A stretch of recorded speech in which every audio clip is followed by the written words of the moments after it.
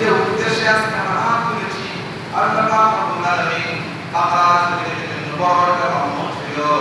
শহীদ মুস্তাফিজুর রহমান আল্লাহ এই দিনে তাকে হত্যা করা হয়েছে।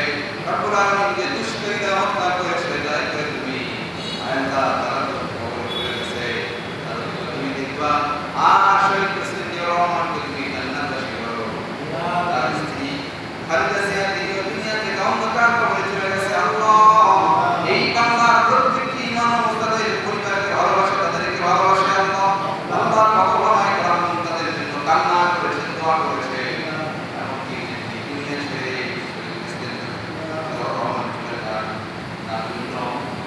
জানাজায় হাজারো লোক উপস্থিত হয়েছিল। এর দ্বারা কোরআন পায়, তার ভালোবাসে। রব্বুল আলামিন দয়া করে সিনা করে দেয়, তুমি ক্ষমা করে দিও। আল্লাহ তাআলা কবর করে জান্নাত বানায় দাও। সেই স্ত্রীকে একই জায়গায় রাখো ইনশাআল্লাহ। কত মানুষ এখানে যায়, জিয়ারত করার জন্য।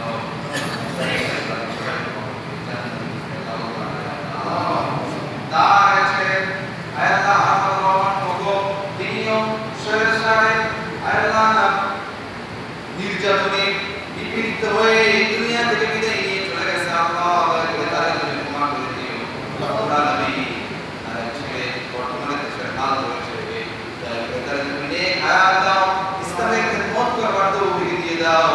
আল্লাহ দয়া করে সেজন্য ইসলামিক মোতাবেক দেশ চালাতে পারে, জনগণের আকাঙ্ক্ষা পূরণ করতে পারে তৌফিক দিয়ে দাও, তাদের জন্য সুস্থ বানায় দাও।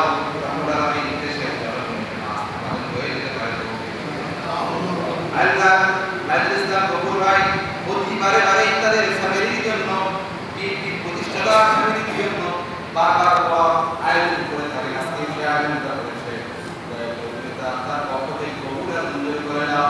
আল্লাহ যে আয়োজন করা হয়েছে কবুল আর মঞ্জুর করে নিয়ে শহীদ প্রেসিডেন্ট জিয়াউর রহমানের বের করে পৌঁছায় দাও, এবং খালেদা জিয়ার বের করে পৌঁছায় দাও, আবার বের করে পৌঁছায় দাও।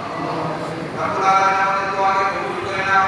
আল্লাহ পাকিস্তান কবুল হয়ে যে পজিশন ছিল, যে অবস্থা ছিল, সেই অবস্থায় তুমি তাকে ফিরে দাও। আর তার